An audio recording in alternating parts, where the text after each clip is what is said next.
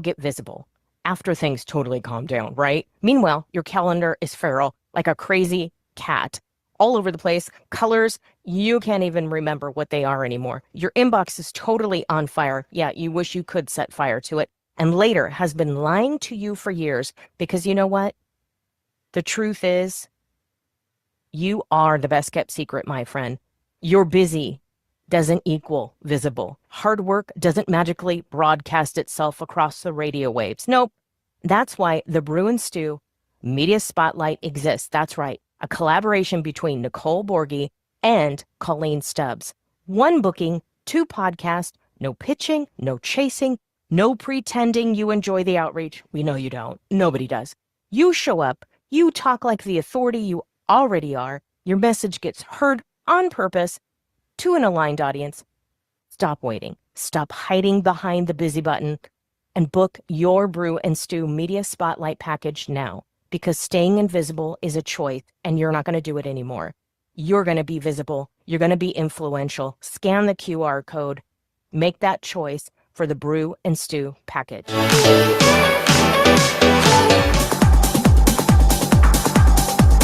Busy, booked, exhausted. Your inbox is screaming at you like a siren. Your calendar is still feral. Still calling yourself visible and you're just the best kept secret? Turns out I was right there with you, my friend. Wasn't getting seen, was just the best kept secret. Wasn't getting heard, definitely kind of getting paid. But here, the magic, my friend. It's a collaboration between Colleen Stubbs and Nicole Borghi.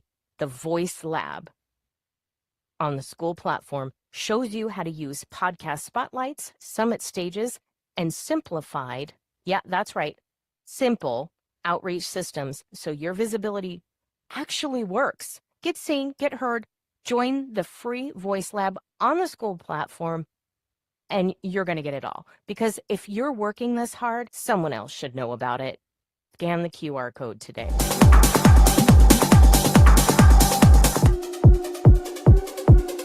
Welcome to a world of unforgettable experiences and immersive marketing. Transform your events into extraordinary moments that captivate your audience. Whether it's corporate gatherings, product launches, or community celebrations, our immersive marketing solutions elevate your events to new heights. Immerse your attendees in a world of audio books and podcasts tailored to your brand. Engage their senses and leave a lasting impression. Explore the power of storytelling with our curated podcast content. From insightful discussions to entertaining narratives, we've got the perfect audio experience for your event. Ready to make your next event unforgettable? Scan the QR code now and book a complimentary immersive marketing call with our experts. Let's create memories together. Elevate your events with immersive marketing. Scan the code and let the magic begin. Let's slow this down for a moment. Money feels overwhelming because no one ever really taught you how it works. When things feel confusing, it's natural to avoid them. That doesn't mean you've failed. You don't need to know everything. You just need to take the first step. That's what the consultation call is for. It's a calm, clear conversation where we look at where you are, where you want to go, and what steps actually make sense for you to build wealth. No pressure. No jargon. You're allowed to ask questions. You're allowed to feel unsure. And you're allowed to want a future that feels safe and secure. Schedule your consultation call. It's the first step toward achieving your dreams with someone who will walk you through it, one step at a time. Wealth with Valor. Clear guidance, steady progress, real peace of mind. Scan QR code to schedule your consultation with Valerie Smith. Let's take the first step together. All right. Good morning, and welcome to the Voice Lab podcast. We are so glad that you're here. And the Voice Lab, what is the Voice Lab all about? It's not only just a podcast on Tuesdays and Thursdays, 10 a.m. Eastern, but it also is a place on the school platform for entrepreneurs. What we're sharing here is how to stop overcomplicating your marketing and use simplified systems and virtual stages to turn attention into authority and authority into income. So everything you do when you get on that camera, to your social media, to your live podcast, to just a Zoom call and networking, is all about visibility and how you're getting leads. And today, just before we get a little bit further in today, what we're going to be covering is why your visibility is not converting, right? Because it happens, right? Where's my visibility? What's happening with me? Do I need to get a Facebook ad? No, you don't. But this episode is going to focus on having no clear call to action, no CRM tagging, which you got to organize, no follow-up, no workflow. You're still not reaching out. You gained the leads and you did nothing with them, and no nurture bridge, right? So we're going to get into that. And you know what? We're going to pull apart really where lead generation is framed as more of a mathematical problem and statistics and data, and then it translates into the backend system so you can have those call to actions on the stage and you can reach out to people. So good morning, and just in case you guys don't know who I am Nicole Borghi, and I am an event to scale visibility leader, and I show entrepreneurs how to leverage events as a marketing machine and build authority platforms that scale influence and revenue, because most people treat events like a performance. They speak for applause and not a cause, not a purpose, and not their passion. So I want to welcome you, my cohort in crime. Good morning, Colleen. Good morning, good morning. And I'm Colleen Stubbs, the founder of Simplified CEO Systems. And what I do is I help people organize their back-end office. I do that by actually just simplifying Go High Level and creating, customizing, and branding their back office for them. So if you're here looking to learn to grow your leads, what to do with them, that's why we're combined here to do this. Bring you that information.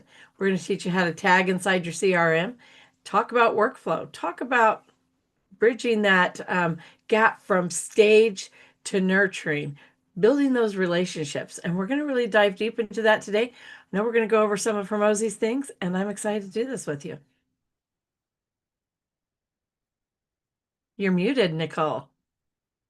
I know, I'm hitting all the buttons, right? So many buttons, I'm trying to catch up with myself, right? But everything's actually working today. I do want to bless the sky gods and the tech gods here because they are working with us for once this week. But, you know, here we go. And this is a lesson in real time for you guys.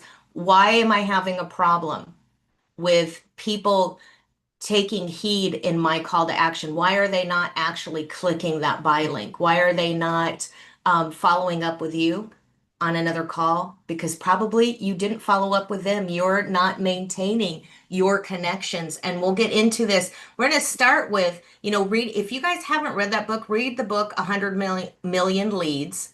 And then there's the newer book. What is the newer one is got it right here. 100 million, of course it's green, so you can't say 100 million money models. And the great thing about that is it's a picture book. I like stick figures. I like pictures and just simplicity. And that's why when we had a conversation, Colleen and I, and we talked about this all the time, is what's going to convert? Why is it not converting? What do we need to do? So today's video, I'm going to share with you in just a minute. And it's a gentleman who read the $100 million leads book, and he kind of breaks it down too, and his name's Wes McDowell. Okay, so I can read that, and I just have it queued up. He's talking about warm leads. So you want to go with warm leads, and if you got a lead from an event, they are warm because they subscribe to you. So there is a small connection there. So let's get into this. Let me just bring it up here. Nicole, while you're bringing that up, let's touch a little bit on warm leads. And so warm lead is anybody that subscribes to you. And so that it could be coming in from LinkedIn, could be coming in from a lead magnet. Clearly a summit is a lead magnet. It could be coming in from a call that you get on, networking, and they want to dive into your thing. These are people who opt in. They opt in, they subscribe to your email list, and they do that because they want to know more about you and your business. So these are your warm leads. Absolutely. Thank you for that. Here we go. But first, you need to understand why just getting leads isn't enough. Picture an ocean full of fish. These are your leads. They're out there, maybe aware of you, but they're just swimming by. But amongst all these fish, some will actually bite. These aren't just any fish in the sea. They're the ones showing interest, opening their mouths, ready to be caught. These are your engaged leads, and engaged leads is really what this book is focused on helping you catch. So how do we not only get So that's pretty simple. I love it. I know it's simple and it's like 10 seconds long, but he's just letting you know there's fish in the sea, there's warm, they're talking to you, just like you said, Colleen. Right? Just it's a warm lead. They're out there, they subscribe to you, and what happens? Are you having are you sharing that call to action, and are you nurturing? So it's as simple as that. We make it so complicated that it's so hard to get leads. You get leads in LinkedIn when someone reach out to you. You get them off Facebook the same way. You get them when you speak at events. You get them in your group. You get them in networking. Are you saving that chat? I mean, when I'm networking, I go into the chat and I schedule with people that I want to connect with immediately, get them on my calendar, and then have a further conversation with them because they're top of mind. I know there was some type of connection there, and I'll already have that in my notes. And then I put it on my spreadsheet and make sure that I had that. What was that connection? Was it a warm connection? Was there referrals that happened? What happened in those next steps? What does that bring up with you, Colleen? You know, I love the visual of the game. I think we've all played that game, right? And so the visual of the fish, and they're all with their mouth open, but they're all swimming around. Why are they swimming around? Well, they're swimming around because something that you said, first of all, they're in the game because something you said, something they read, your call to action, something brought them in that they liked. Now they're swimming around, they're waiting to hear that thing again. Or maybe they're just waiting for you to reach out to them directly with a clear call to action. And so just to be clear, a clear call to action is not submit. That's not it. It can't be a button on a page that says submit. That's not a call to action. A clear call to action is where you're telling them exactly what to do. I'm going to go with a little experience last night from LinkedIn. I'm just starting my business page, and I was in the chat with LinkedIn support saying, why is this not going through? What's not working? How can I get this activated? And it kind of ran circles. He's like, well, what do you see? When he finally said, click the upgrade to button, I did it. And I'm not stupid. I've been running businesses for 37 years, but just looking at that in an arena that was giving me anxiety, and I couldn't think clearly, and I wasn't sure of all the working parts, but when he gave me a clear directive, I was able to take action. And so this is the importance of having a clear call to action. You have to tell them what to do on a 5th grade level, right? You have to give a very clear call to action. It can be simple. It can be book a call. It can be grab it here. Whatever you want that to be, or pay for your episode here, whatever that looks like, it needs to be clear. It needs to be concise. Well, and that's true. And when we say 5th grade level, and I really, somebody told me that and I took offense. I'm like, I'm not talking to a kid. I don't want to talk to people that are that dense.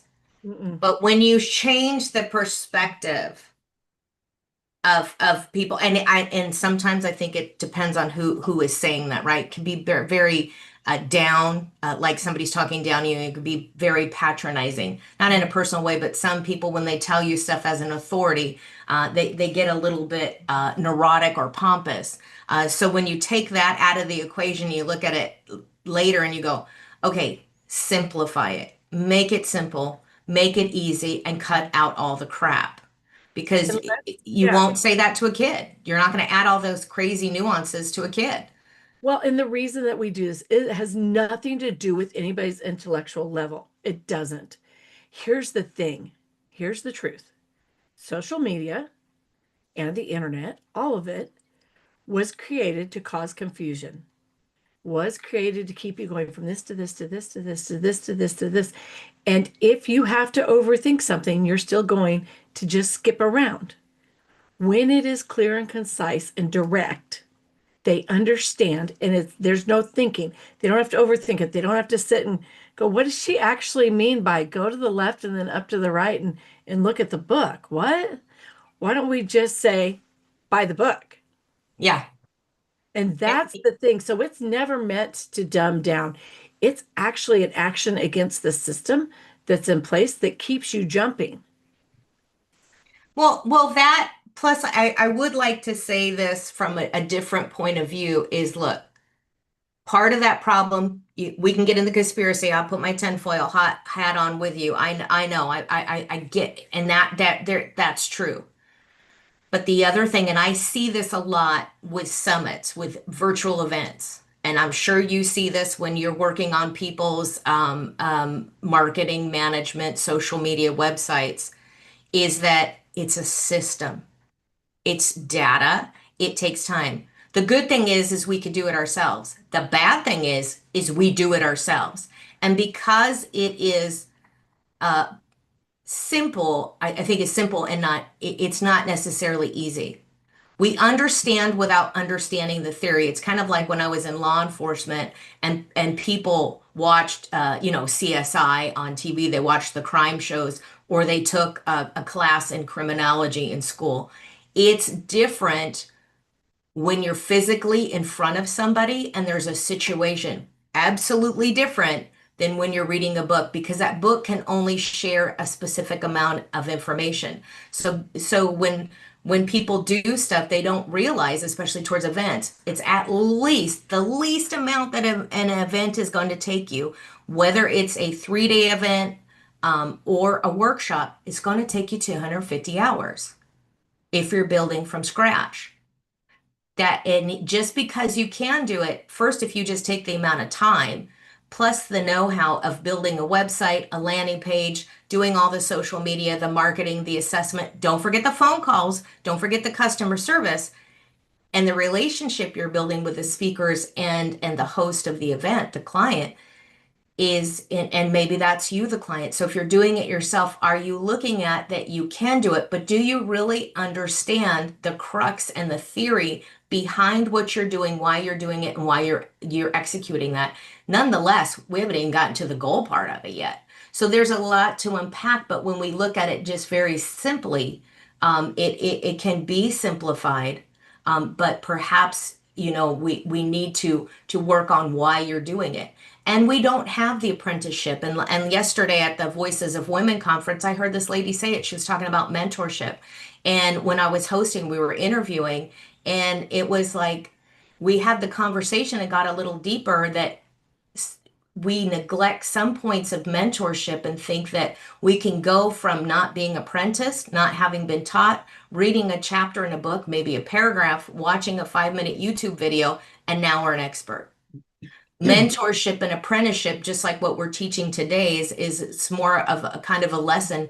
And when we put them all the puzzle pieces together, it makes for a bigger equation, and we're problem solving. It's deep, and that's what it really is, instead of, hey, I'm just going to do this and it's going to maybe with happenstance, it'll happen, right? If you just drive, you'll end up there. Yeah. And I love what you started to say there, where you started to say that just because you can doesn't mean you should. And I can tell you 9 out of 10 pictures of me growing up is absolute proof of that. My mother cut my hair all the time, and just because she could doesn't mean she should have. I mean, that was crazy. But let's get into that, because that's a part on the summit, of what you do, Nicole, is that just because somebody can put on an event, and I know this, and I'm speaking from firsthand experience with this, when I went to put on my event, I decided I wanted to host a summit, and I went to put that on, and I looked at all the bits and pieces, and then I looked at the things that I have to do, that I have to touch in my business to move the needle in my business, and hosting a summit wasn't one of those things. Now, it doesn't mean that the summit wouldn't be beneficial, and because it would be beneficial and was hugely beneficial, what I did instead was I simplified what was on my plate by delegating that, by hiring Nicole and having her do that. So she hosted the summit. She was the brains and the brawn behind it, and I just showed up and looked good. And that brought in the leads without taking away from the things that I have to do every day that need my personal touch. And so that is a huge part of getting your conversion and getting your visibility out there.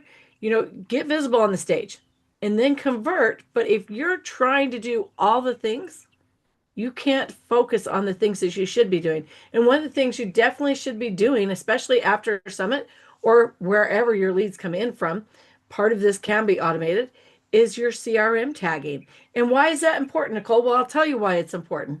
It's important because when I want to talk to somebody, I now know what to talk to them about. I know how to build the nurturing bridge to them.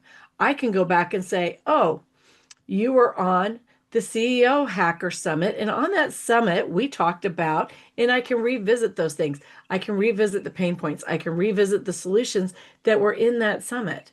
That is the bridge right there for my nurturing, because I know where they came from.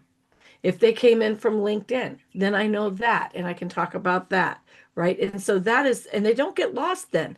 They're tagged coming in, and you can have an automation and a workflow that goes with that tag. So they're going to get, and I'm not talking about you going and just writing an email every day to them. Anything, we've covered this before, anything that you do more than 3 times a week should be automated. So they go, that tag takes them, acts as a trigger for your follow-up workflow. And that follow-up workflow is going to send them the nurture emails that you've already written about the summit or about LinkedIn or about wherever you met them, right? About your lead magnet. It's going to take them into that and build that for you. Is it more work on your part? Well, it is. But here's the thing. These are warm leads. They came to you looking for what you have. And you need to sit down and do the work the first time. This is a one and done thing.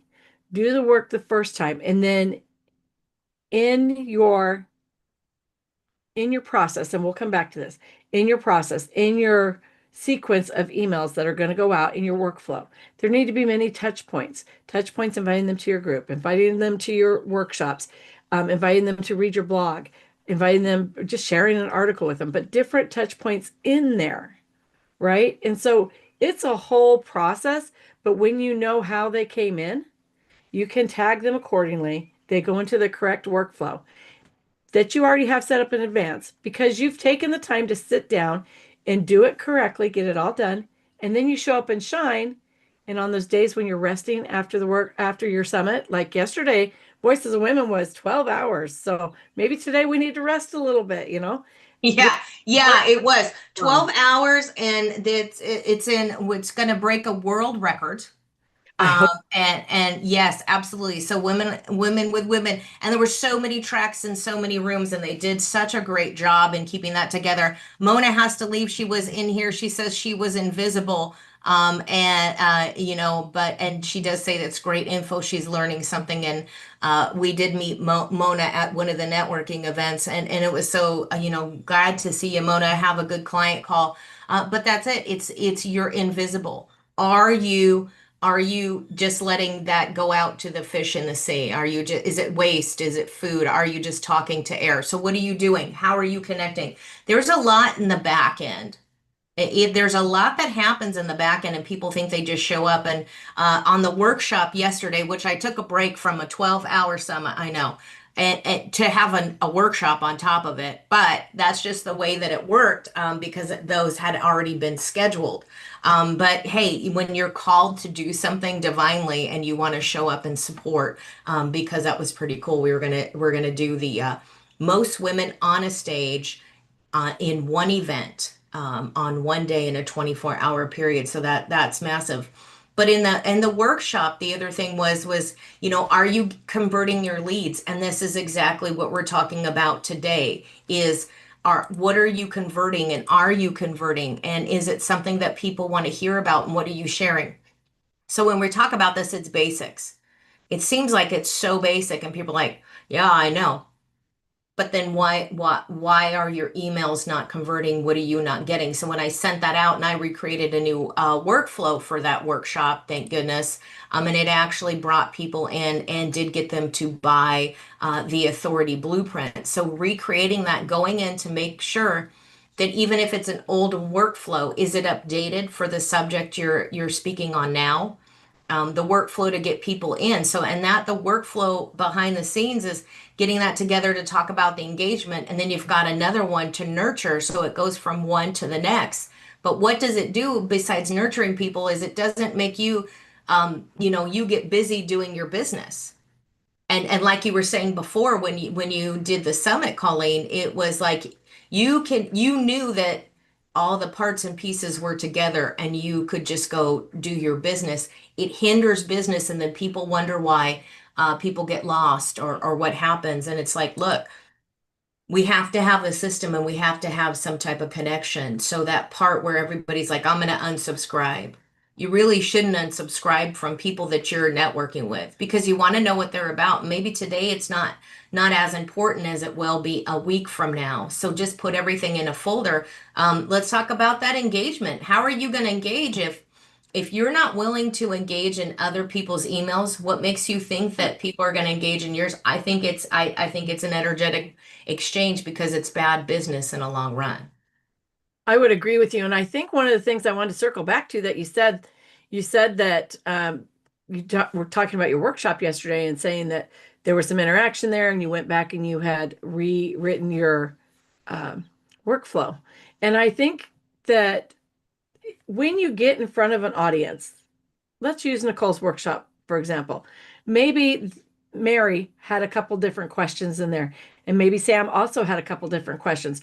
Nicole can go back very super easily to her workflow she created in advance and change the directive inside some of them to focus on the questions that were asked during the workshop, to give deeper insight, to give deeper answers, to explore other options among that topic.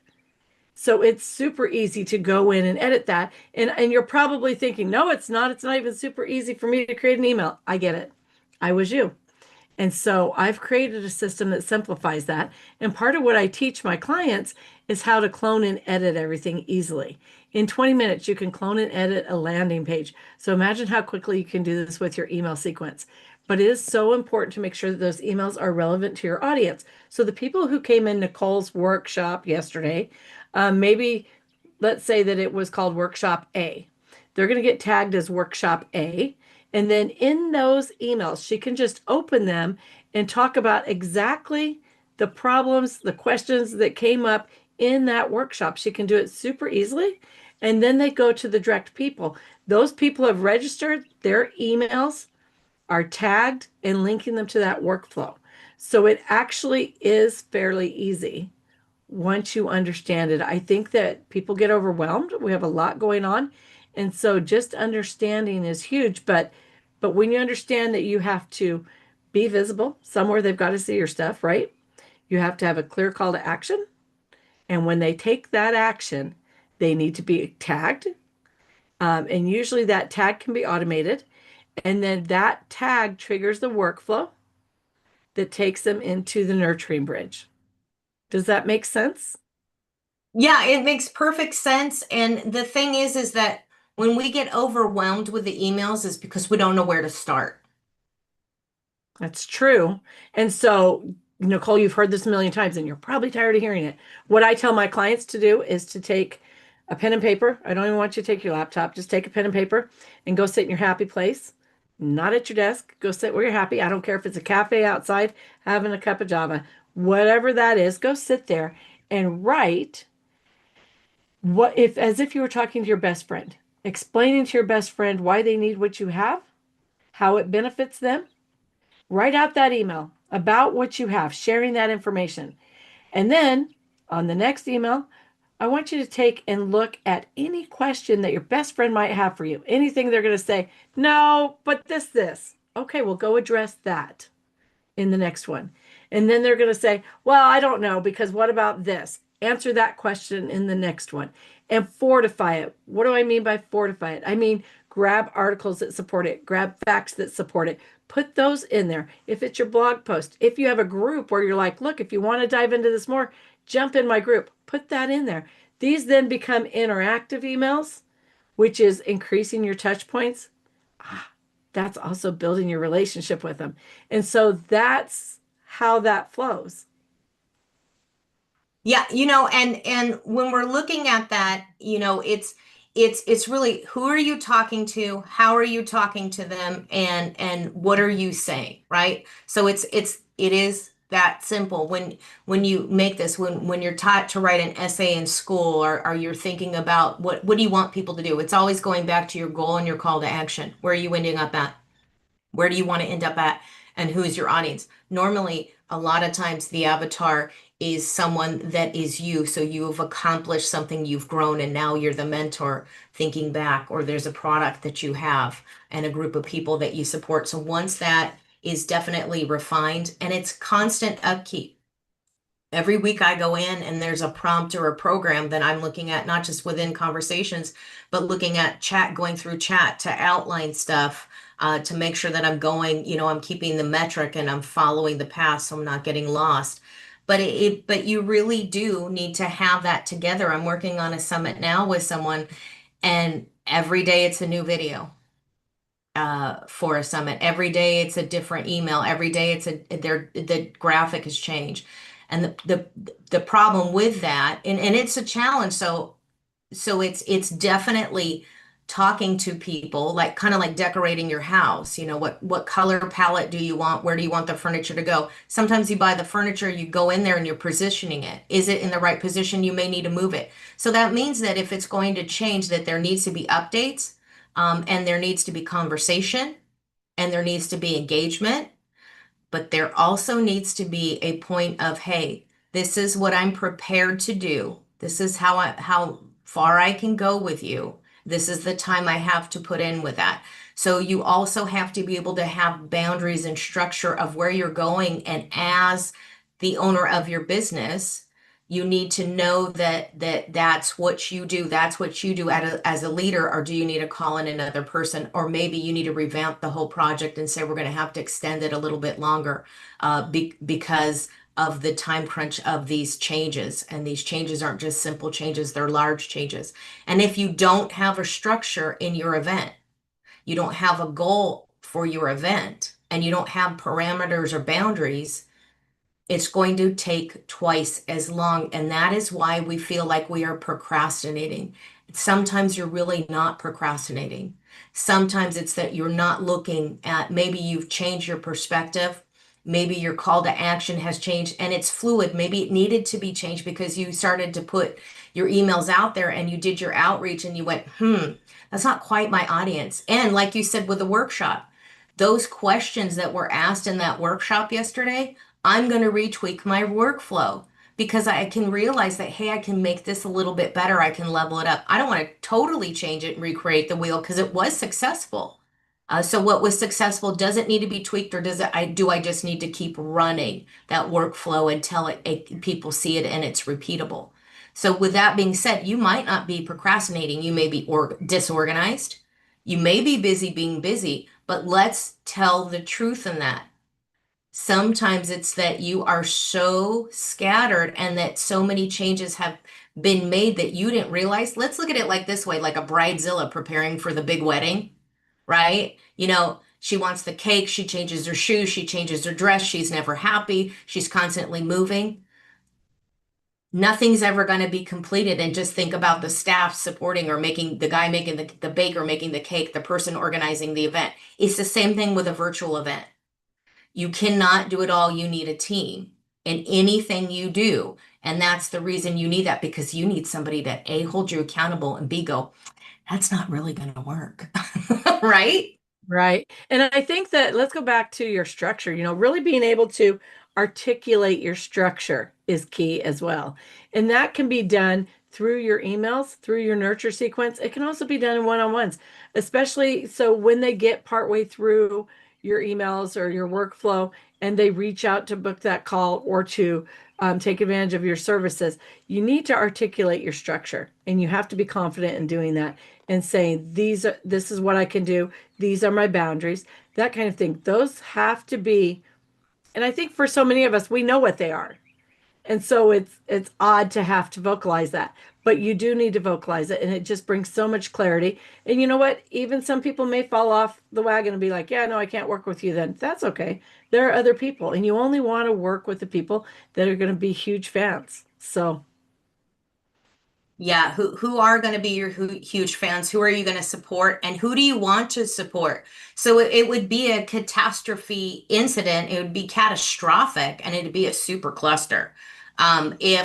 If those assessments didn't happen before the event, that if I didn't know what my client's expectation was, and that I outlined the expectations for myself and for my client and assessed that and said, hey, this is what I'm able to do, and this is the time that we can do this in, and perhaps we need to bring in a third person because there are other expectations that and services that I may not provide.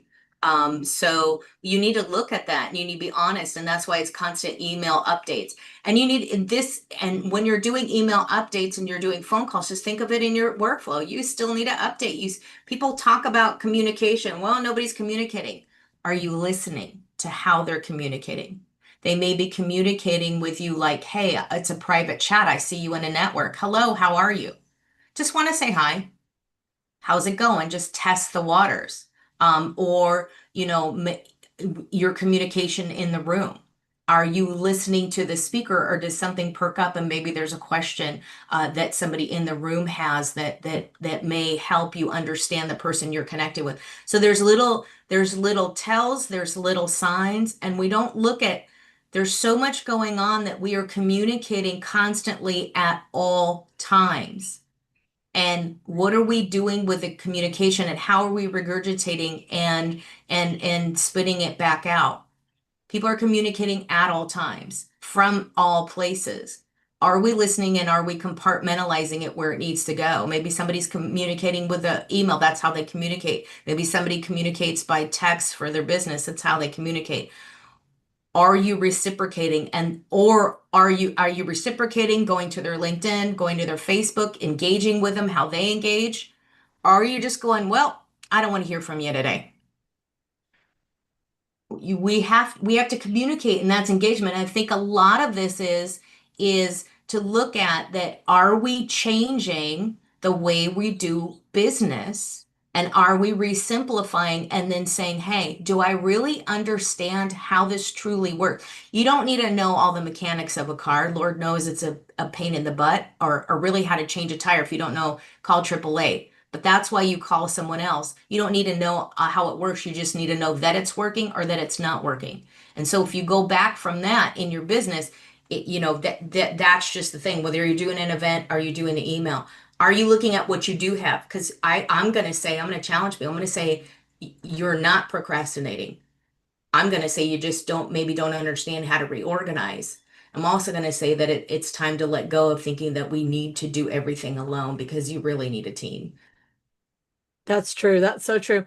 And I will say too that back to what I teach my clients about writing their emails. So after they've written those, then I have them go put them in some sort of AI with clear instructions that are like to clean this up grammatically and not to change the wording. Or if they need to clean up the wording, make sure that they still include these key things that are exactly how you speak, because you still want it to be personable. You want it to be yours. You don't, in essence, and nowadays you could just sit down at AI and use AI tool and say, create these emails for me, but they're not going to convert. I'll just save you the time and tell you they're not going to convert, because you need to make them personable. And so it's got to have more of you in them.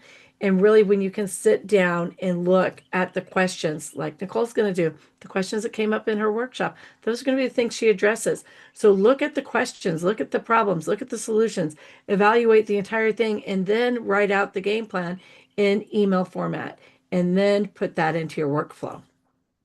Let's talk a little bit about ego marketing too, Nicole. So I would say I sat in on Nicole's workshop yesterday, and I would say that sitting in there and listening to the questions, those are great points that she can turn into marketing tools. She can use clips. She can take clips from that. If those people know that it's recorded, she's going to do that and share those. She can even just take the question and share that as social media content with her answer, the solution as the caption.